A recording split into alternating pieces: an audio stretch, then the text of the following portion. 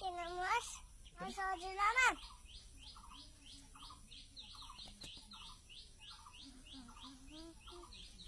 mummy मलाई लाग्छ कि लाग्दैन खाता मुसँग बस्छ त्यसो भए मलाई लाग्दैन बसिरहेछ भन्नु बसेको छु त हजुरआमा मेरो माया लाग्दैन कि लाग्छ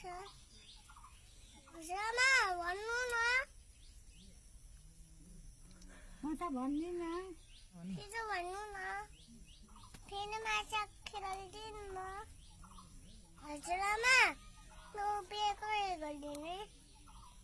हजुरआमा अनि कुटा मेरो बिहे कहिले गरिदिने